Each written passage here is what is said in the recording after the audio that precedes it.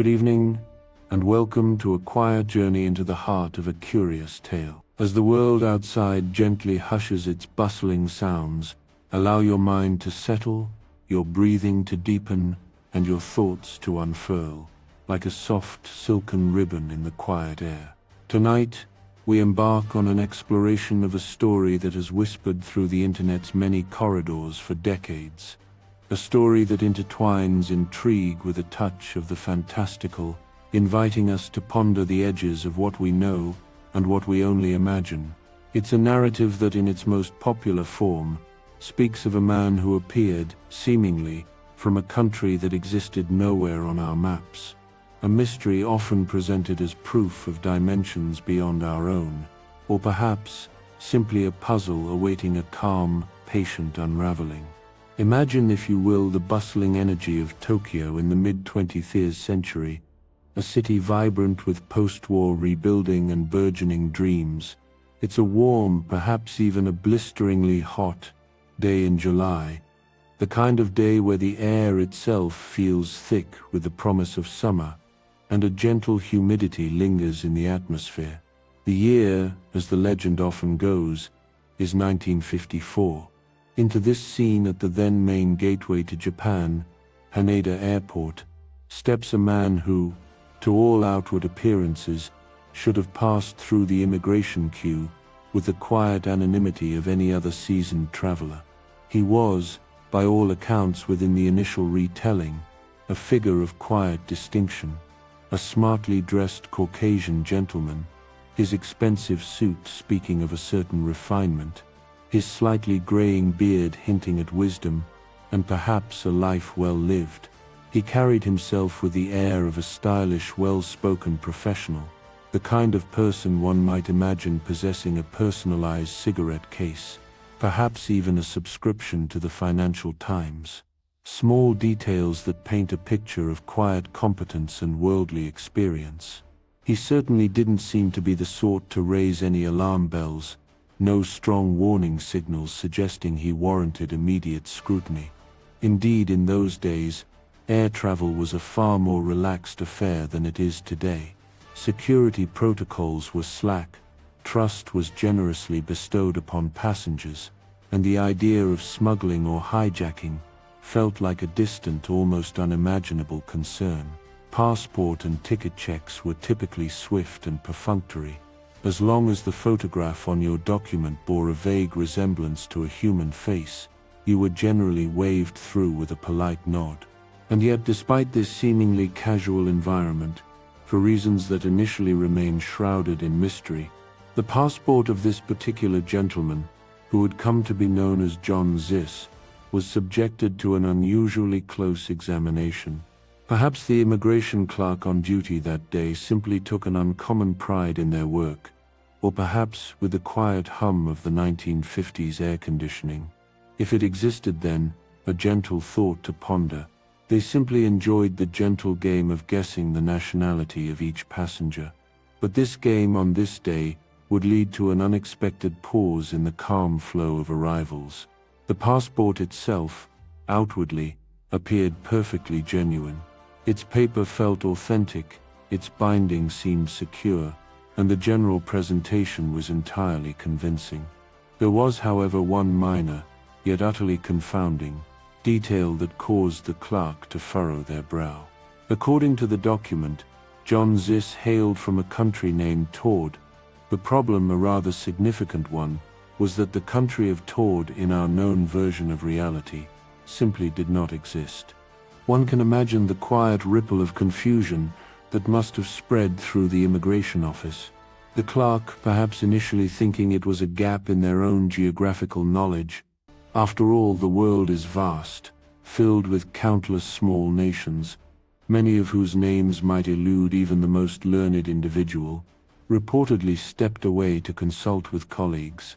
But no, none of them, with all their collective experience, had ever heard of Todd either. A quiet sense of unease, a subtle shift in the atmosphere, began to coalesce.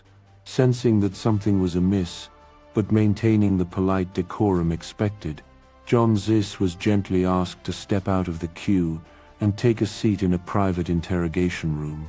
The officials hoped this puzzling matter could be swiftly clarified.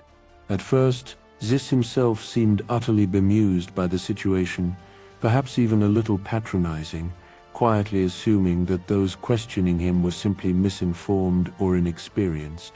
He calmly explained that in his extensive travels around the globe, journeys meticulously documented by numerous seemingly authentic passport stamps, he had never once encountered such a problem. He noted with quiet confidence that this was his third visit to Japan that year alone, yet this was the very first time he had ever been questioned about his origins. To further establish his credentials and cooperate fully, Zis readily offered several other personal possessions for inspection. His wallet, for instance, was filled with a variety of currencies from different European countries, a detail that subtly suggested a life of international commerce and ease of movement across borders. He presented a driver's license, issued by the country of Tard, and a checkbook from a bank in Tard. Both documents, like his passport, appeared utterly legitimate in their design and execution, save for that singular glaring inconsistency: the name of the issuing country, a place that mysteriously appeared on no known map of Earth. He even furnished the officials with details of a genuine well-known hotel in Tokyo, where he claimed to be booked, and the name of a real company where he ostensibly worked, explaining that the entire purpose of his visit was to fulfill an important business appointment with their Tokyo division. Throughout these initial conversations, Zis maintained an impressive calm. He was not defensive, nor did he appear to be a delusional individual or a mischievous prankster. He carried himself as a serious, intellectual business professional, now simply baffled by this wholly unexpected impediment to his plans.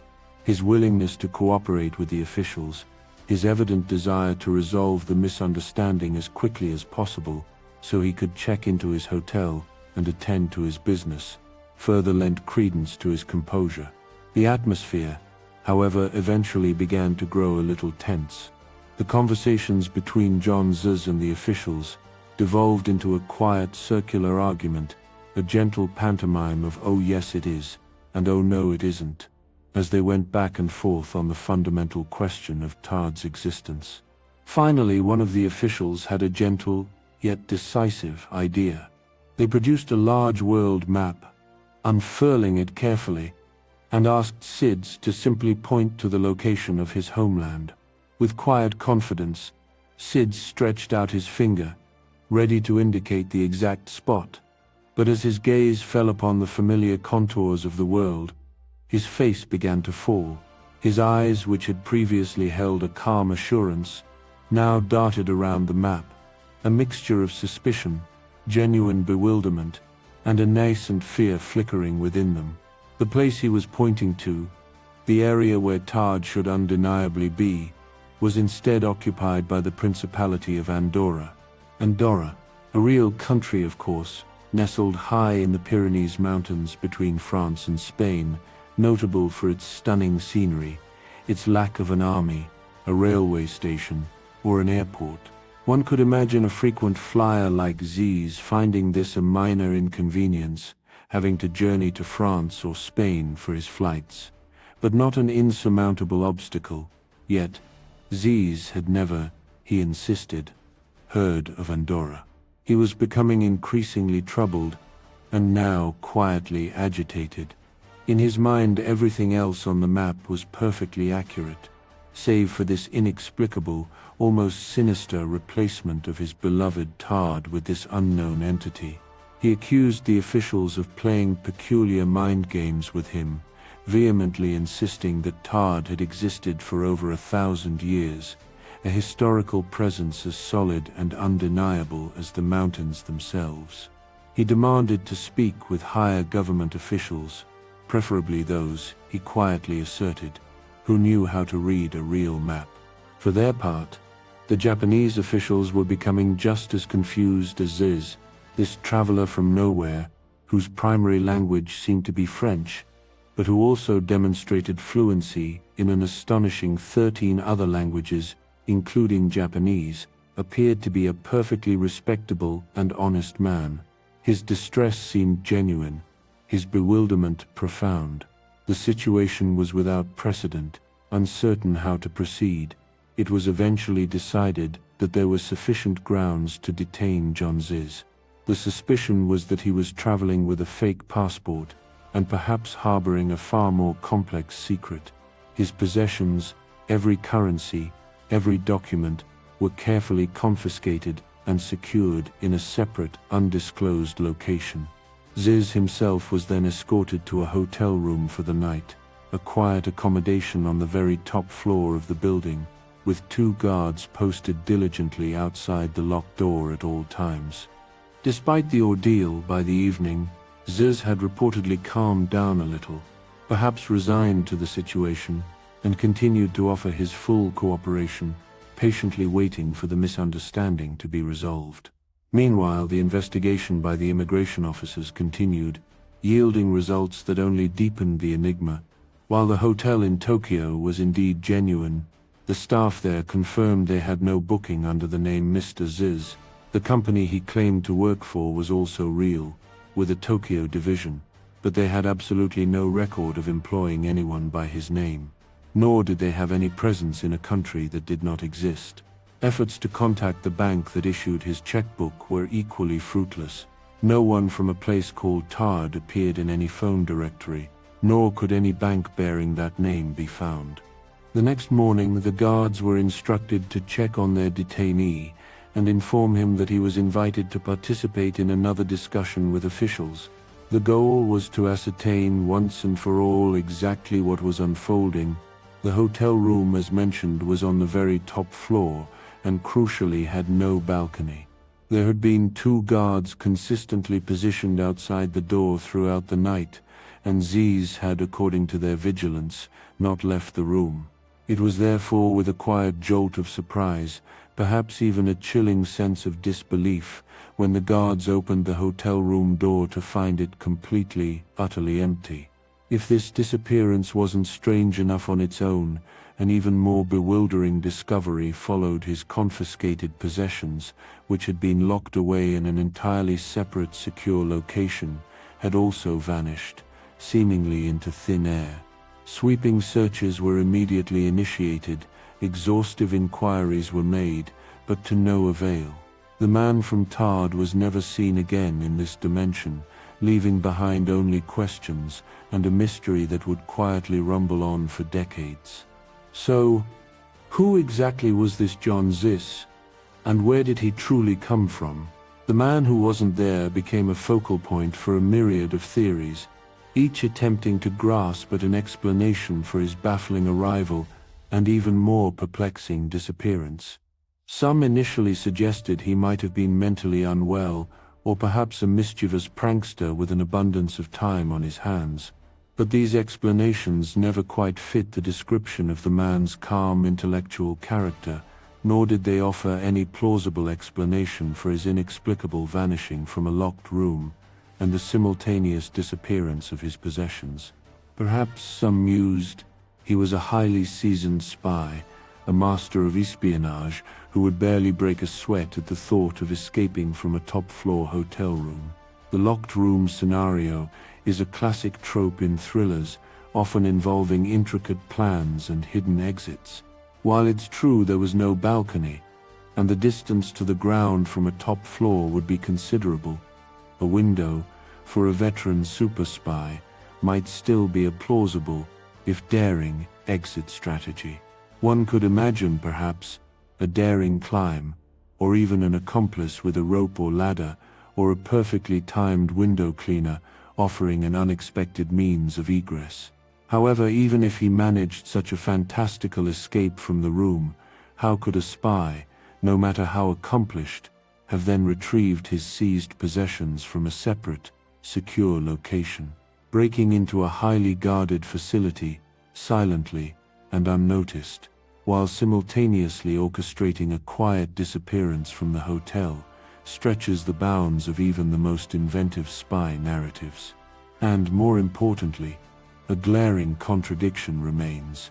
What kind of accomplished spy would intentionally carry expertly crafted documentation that, while appearing authentic, declared allegiance to a country that simply did not exist. Surely such a detail would be a direct invitation for his cover to be blown the moment he encountered a passport clerk diligent enough to actually read the document. It seems to the calm observer a rather clumsy and obvious flaw for someone supposedly at the pinnacle of espionage. Others ventured into even more extraordinary territory, pondering if he might have been an alien spy working for some intergalactic empire. Perhaps they thought the aliens, despite their advanced teleportation technology, were still quite poor at forging primitive human documents, overlooking a crucial detail that was clumsily lost in translation. This error, they imagined, prompted a brisk, instantaneous teleportation recall of Agent Zis and all his personal belongings. But such notions, while certainly imaginative, stray too far into the realm of the whimsical, becoming, to our calm, rational minds, a little too silly to seriously consider. It's difficult to imagine a civilization capable of interstellar travel and teleportation needing to spy on 1950s Japan, let alone making such a fundamental error in basic documentation. Therefore, the idea of Zis being a spy, whether human or extraterrestrial, doesn't quite sit comfortably with the mysterious circumstances.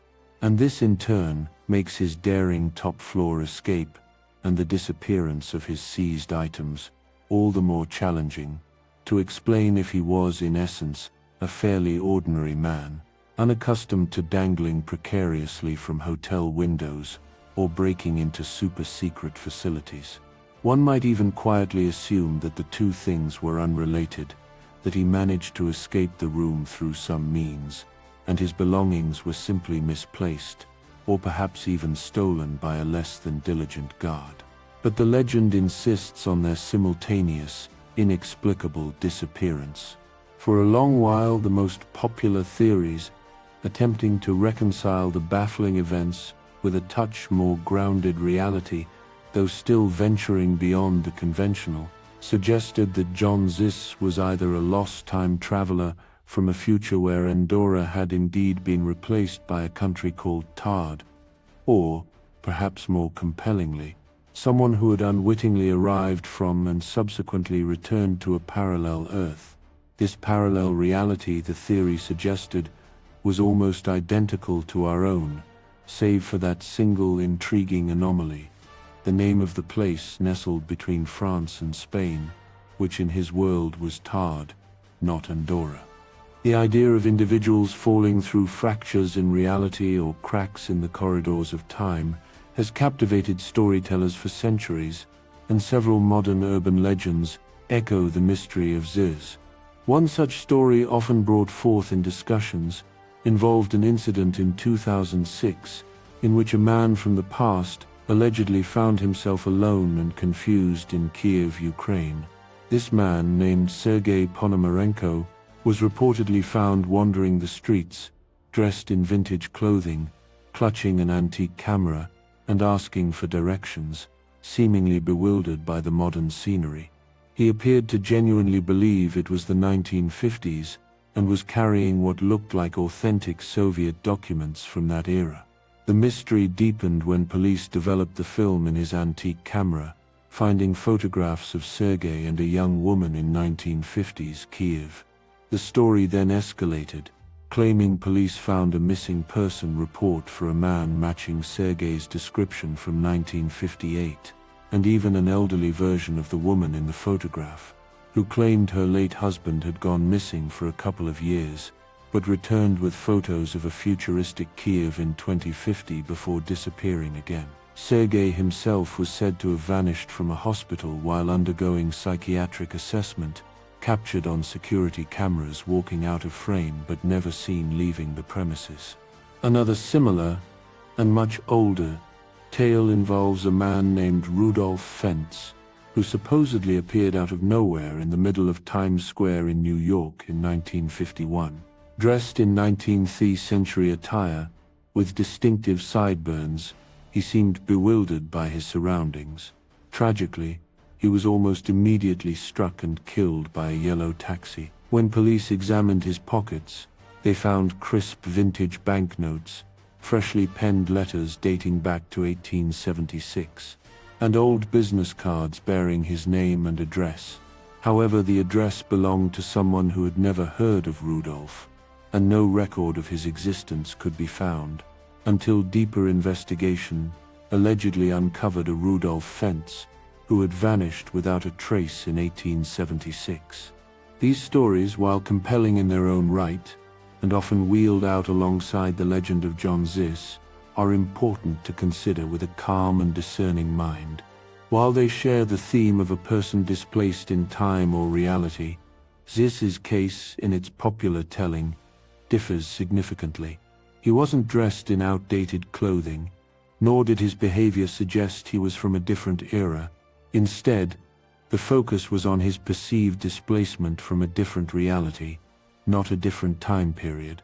The parallel worlds theory in this context posits an Earth almost identical to our own, save for that single intriguing geographical anomaly. One might gently ponder how, if parallel universes exist, such a small, isolated difference could be the only one detected in such a brief encounter. Perhaps, if Zis had remained with us a little longer, we might have uncovered other, more subtle differences in his world. A world where, for instance, certain inventions never came to be, or where the trajectory of popular culture took a slightly divergent path. This notion of parallel universes, or alternative dimensions, is not merely the stuff of science fiction, though it forms the backbone of many beloved narratives. It touches upon profound concepts in quantum physics, particularly the many worlds interpretation. Imagine for a moment the fundamental nature of reality, as described by quantum mechanics. Here, a tiny particle can exist in all possible places or states simultaneously, a shimmering cloud of potentiality, known as a wave function. It is only when this particle is observed or measured that this wave of possibilities collapses, settling into a single definite outcome, our single observable reality. However, the many worlds interpretation offers a different perspective. It suggests that there is no such collapse. Instead, upon observation, the universe itself branches off, creating new, non-interacting worlds for every possible outcome.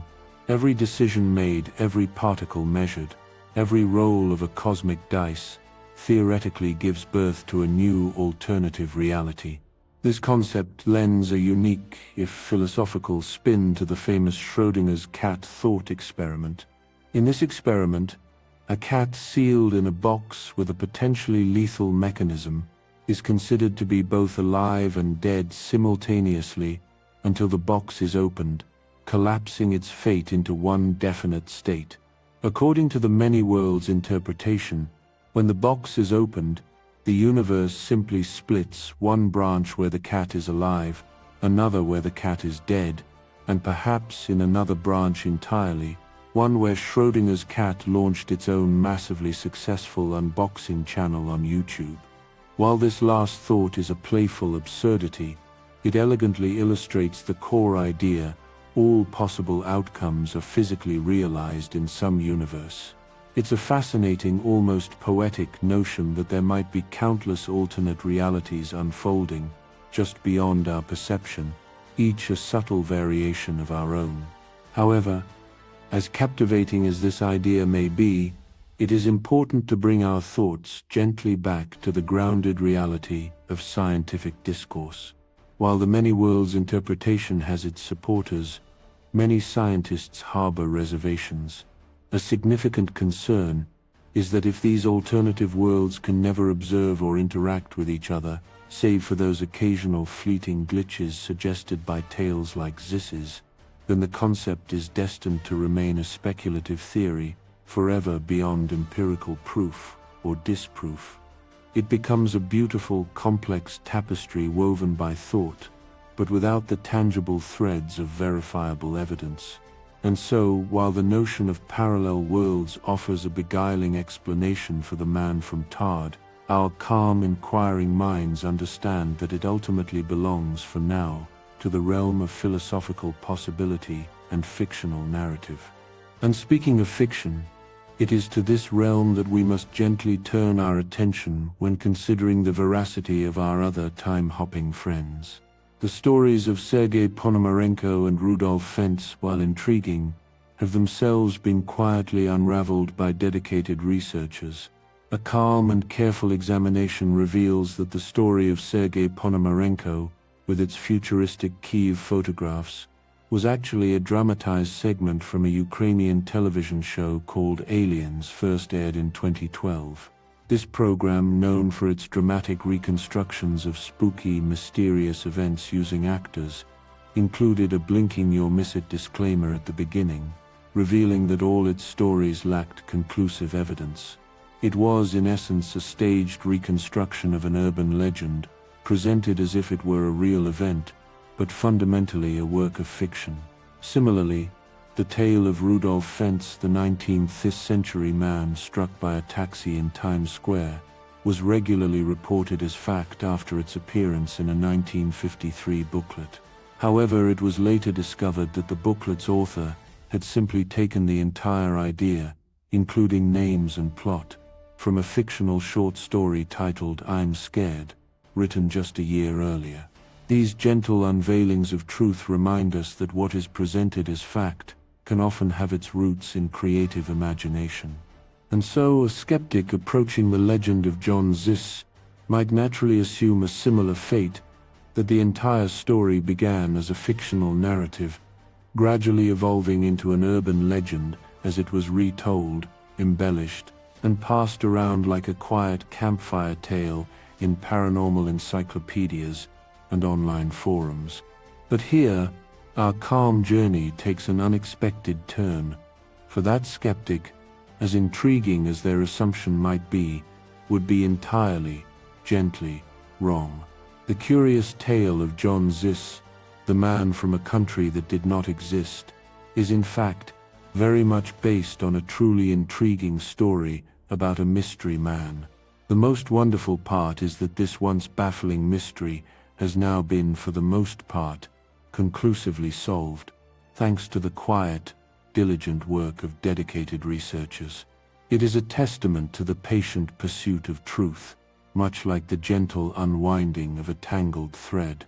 For quite some time, one of the earliest known print sources of the Todd story was believed to be a single, tantalizing sentence. But here is where the quiet detective work truly shines. The truth, often more fascinating than fiction, was unearthed between 2017 and 2021 by a dedicated group of online researchers and internet detectives. Figures like Nathaniel Antonioli, Tochi Nari, and Julia Lewis meticulously pieced together the fragments of this mystery, leading to a comprehensive piece for the Fortean Times in 2021. Their incredible work uncovered a wealth of contemporary Japanese newspaper reports and radio broadcasts, confirming that much of the core story was indeed true. There was a man in the 1950s who arrived at Haneda Airport in Tokyo, bearing a name remarkably similar to John Zis, and presenting connections to a country that did not exist. The fascinating part, however, is that some of the details of the widely circulated legend have become a little distorted along the way, and not in the manner one might typically expect.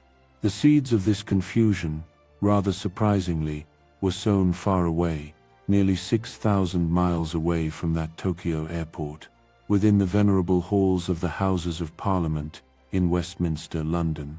Let us now gently turn our gaze to what truly happened when this mysterious man touched down in Tokyo, an account revealed by the patient sifting through historical records.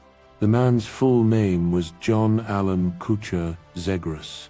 He was, as the legend suggested, smartly dressed, seemingly well-traveled, a Caucasian gentleman with an expensive suit and a slightly gray beard. One can still imagine him, with a quiet smile, owning a trouser press, exuding that air of quiet professionalism. However, several details, right from the beginning of his true journey, deviated from the widely held legend. For starters, he arrived at Haneda Airport a few years later than the popular story claimed, in October of 1959, not 1954. He was also 36 years old, not 25, and crucially, he was not traveling alone. He was accompanied by his unnamed 30-year-old common-law wife from South Korea, and it was established that they had traveled to Japan from Taipei, Taiwan. But the most significant deviation, a gentle whisper that dismantles the dramatic initial encounter, is this: despite Zagros possessing a rather dubious passport, he managed to breeze through immigration with absolutely no problem at all. There was no intense scrutiny, no bewildered clerk, no immediate detention. He and his partner simply entered Tokyo and spent the next 3 months enjoying life in the city, quietly blending into the bustling urban landscape. The dramatic passport interrogation at the airport, so central to the legend, simply did not occur as described.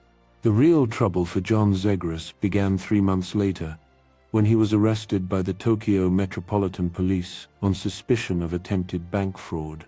Zis had been caught attempting to cash checks, totaling 300,000 yen at the Tokyo branch of Chase Manhattan Bank, and an additional $140 in travelers' checks at a branch of the Bank of Korea. This amounted to a rough estimated total of about $10,000 in today's money. The critical difference here, the quiet turning point in the real story, was that, in sharp contrast to the casual attitude of the personnel at Haneda Airport upon his arrival, the diligent staff at both banks had taken the time and care to scrutinize the passport Zagros was using as proof of identity. They had something to lose, a financial responsibility that the airport immigration officers, in those more trusting times, perhaps did not perceive in the same immediate way. And here, the nature of his passport also reveals a surprising truth, far different from the legend's portrayal of an impressively authentic document. It transpires that Zagros's passport actually looked, to a discerning eye, rather crudely made. Japanese newspapers of the time widely reported that it was instantly recognizable as fake even at first glance. It was described as being plastered with messily forged stamps, which were supposed to represent Japanese embassies, and covered in strange text that resembled ancient temple engravings. Linguistic specialists later examined these writings and conclusively dismissed them as an entirely made-up language. One Japanese newspaper even went so far as to report that the passport was the size of a weekly magazine, a detail that further underscores its amateurish nature and how easily it could be identified as a fabrication by anyone who bothered to truly inspect it. This stands in stark contrast to the legend's description of an expertly crafted document, only flawed by the name of the country. As for his purported job title and the name of the country he claimed to represent, it was not Taod. Zagros asserted that he was a roving ambassador for a country by the name of Nusi Habase. This name, like Taod, had the singular similarity of also not existing on any known map. One might calmly wonder why someone would go to the trouble of forging a passport containing an invented country and an invented language.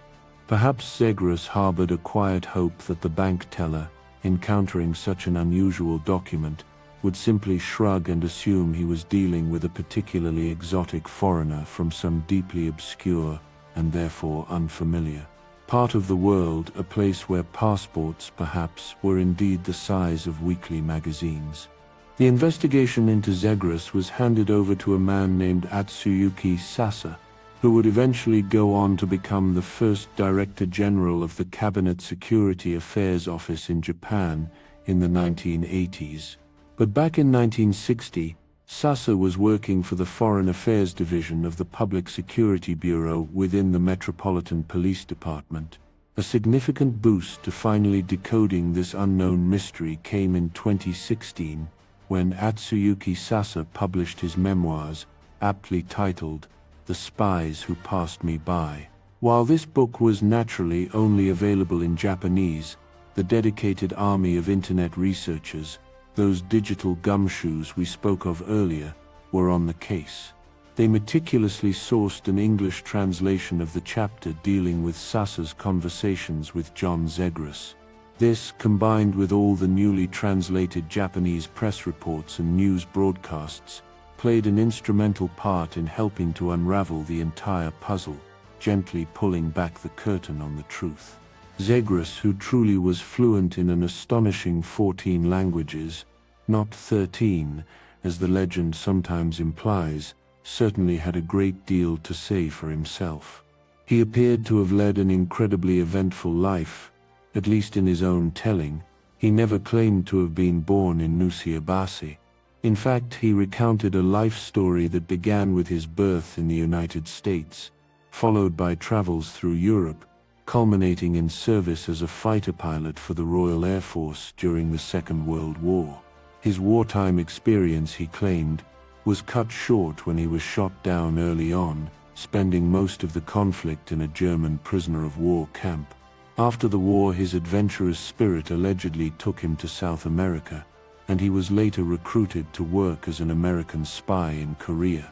Not long after, he was back in the skies, serving as a pilot in Vietnam, before eventually signing up with the United Arab Republic to carry out secret missions on behalf of the mysterious nation of Nusiabasi. Somewhere within this incredible narrative, he also managed to find the time to work for both the FBI and the CIA, with whom, he insisted, he still held strong connections. It reads to a calm and reflective mind, almost like a fantastical tale, a quiet whisper of a life lived at the very edges of possibility, or perhaps simply a very elaborate fabrication. Zis expressed considerable annoyance about his arrest in Tokyo. He calmly but firmly insisted that the reason for his visit was to carry out a top-secret mission, recruiting new Japanese volunteers for a grand Arab coalition. He maintained that his arrest was a blatant violation of diplomatic privileges. The irony, to our now informed understanding, is palpable. A passport the size of a magazine, a made-up country, and a claim to diplomatic immunity. It was all, in essence, a carefully constructed illusion. In a scene that mirrored the earlier legendary version of the story, Zis was indeed invited to point out the location of Nusiabasi on a world map. However, the outcome was far less dramatic than the legend suggests. He simply and vaguely pointed somewhere south of Ethiopia, making little fuss that Nusiabasi was not explicitly represented on the map. He likely then, with practiced ease, pivoted the conversation back to one of his many other wild claims, perhaps recalling how he once narrowly escaped being boiled alive in a pot by a tribe of cannibals in the region of Melanesia. It became blindingly obvious to Sasa and his colleagues at the Foreign Affairs Division that almost every single detail of Zagris's sprawling life story appeared to be, quite simply, a fabrication. His claims were a weekly magazine-sized tissue of lies, delivered, remarkably, in at least 14 different languages. While Sasa and his team did their best to calmly follow up on every minute detail, it was abundantly clear that the kingdom of Nusiabasi, unsurprisingly, never returned their phone calls. The true nature of John Zagris's identity remained stubbornly elusive. His common-law wife was eventually deported back to South Korea, while Zagris himself faced trial at the Tokyo District Court on charges related to attempted bank fraud, identity fraud, and illegal entry into the country. He was indeed found guilty. However, his original sentencing was dramatically interrupted when Zagris suddenly produced a glass shard, which he had somehow managed to smuggle into the courtroom. He then declared that he was going to kill himself and began slashing his own arms. This desperate act, however, appeared to be more of an attempt to stall proceedings than a genuine bid to end his life. Following a trip to the hospital, he was eventually sentenced to a year in prison. During his incarceration, He kept busy by attempting to file a civil lawsuit against the Superintendent General, seeking $1 million for alleged embezzlement, a claim that predictably, quietly fizzled out. The image that emerges is not of a man from another dimension, but rather a persistent, if somewhat clumsy, fraudster, perpetually seeking an angle. After his release, several Japanese newspapers reported that he was deported to Hong Kong, as this was apparently the last place he was known to have legally entered. This detail itself presents a small, quiet mystery. Deportation usually requires a verified nationality before it can legally proceed.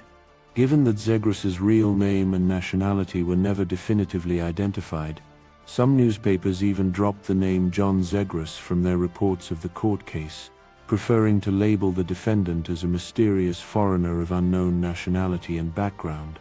It is curious that Hong Kong accepted him.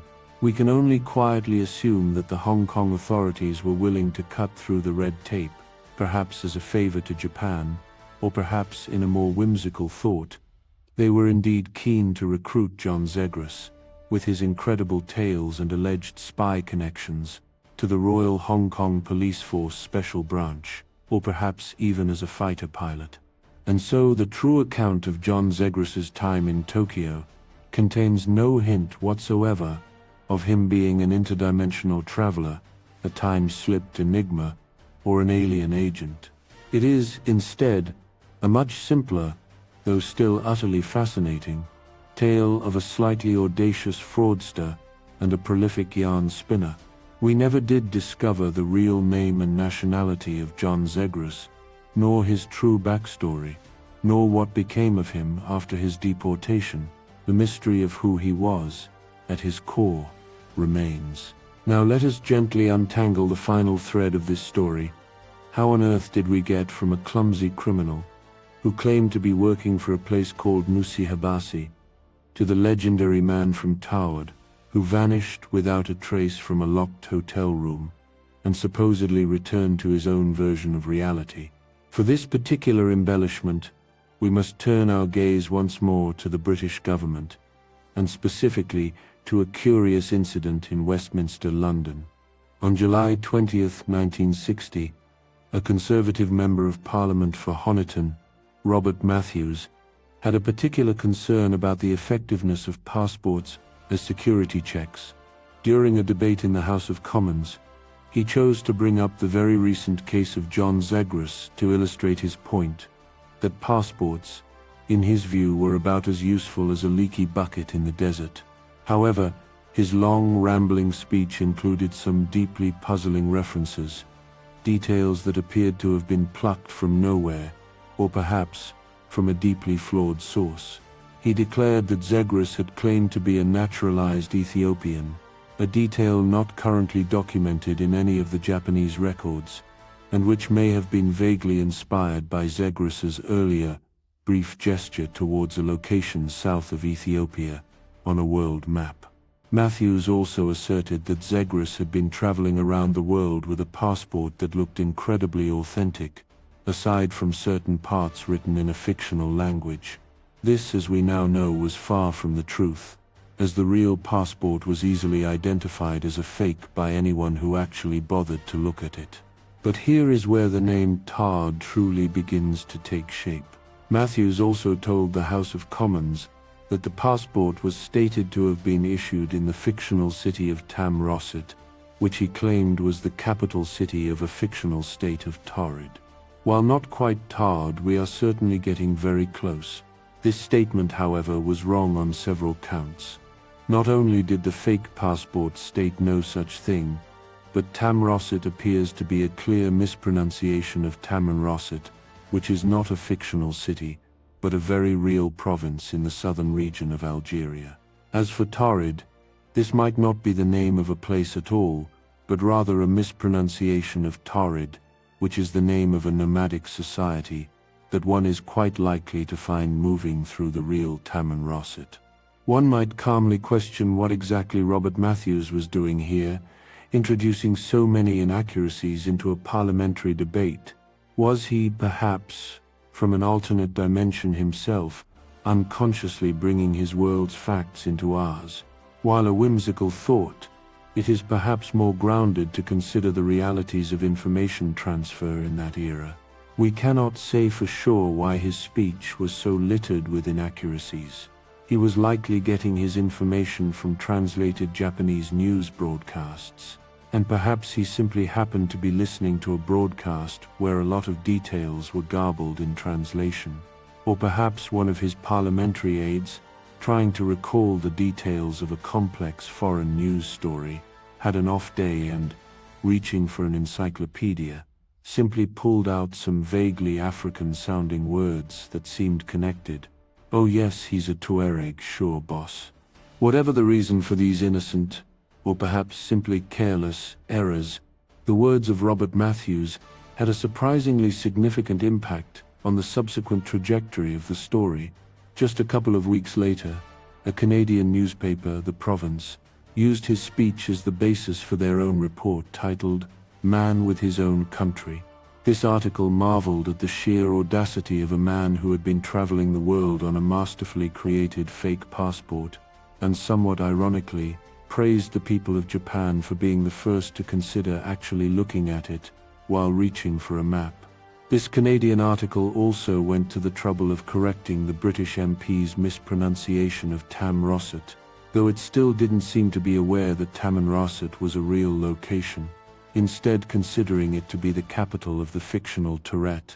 The case continued to quietly resurface throughout the 1960s and 70s, particularly in books by the French writer, chemical engineer, and sometimes spy, Jacques Bergier.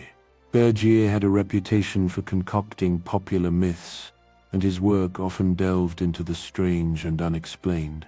In his book Morning of the Magicians, he presented a collection of ridiculous conspiracy theories as if they were real, adding a point in the introduction that the whole book was meant to be a test of the reader's cognitive and critical thinking skills. It was in one of Bergier's printed musings on the Zegras case that he added a few of his own distinct elements. For some reason, he decided to change the year of the incident from 1959 to 1954, aligning with the legend's earlier date.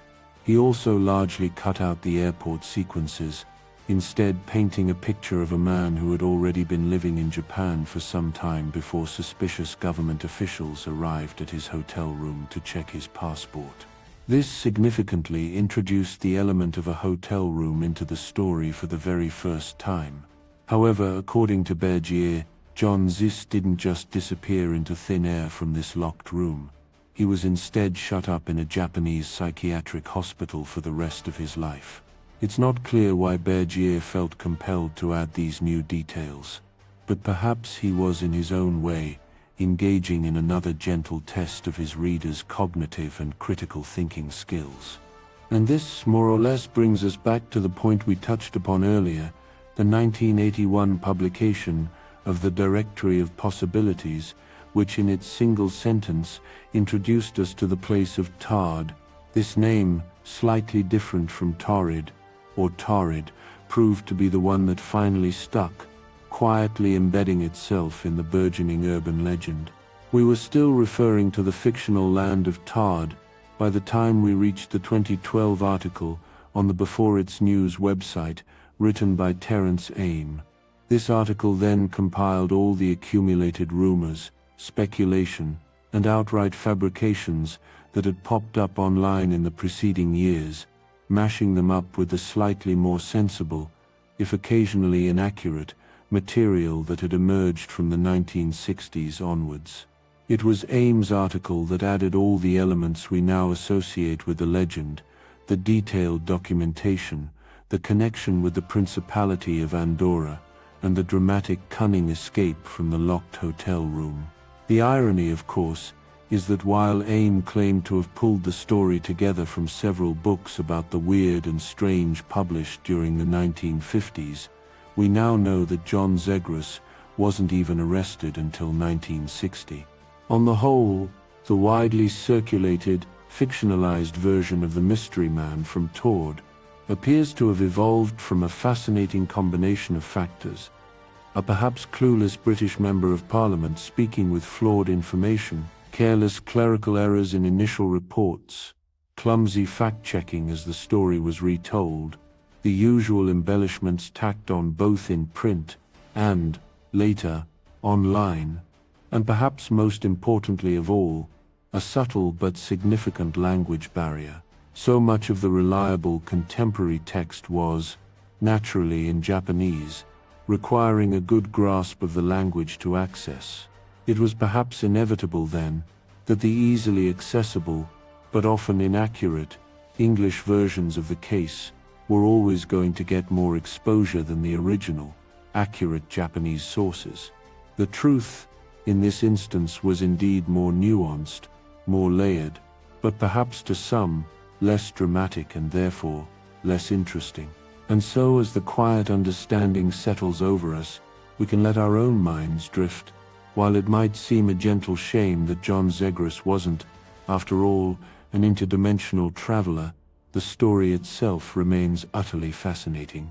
It's a testament to how human curiosity, combined with the gradual, often imperceptible, distortions of information over time, can transform a real, albeit mundane, event into a captivating legend. This transformation, this journey from truth to myth and back again, reveals so much about how we perceive the unknown, how we construct narratives, and how patience and diligent inquiry can slowly, gently illuminate even the most baffling of mysteries. We may never truly know the real name or final fate of John Zis, the man whose audacity and elaborate fictions spawned a global mystery. We can only imagine what became of him after his deportation to Hong Kong. Did he continue his life of grand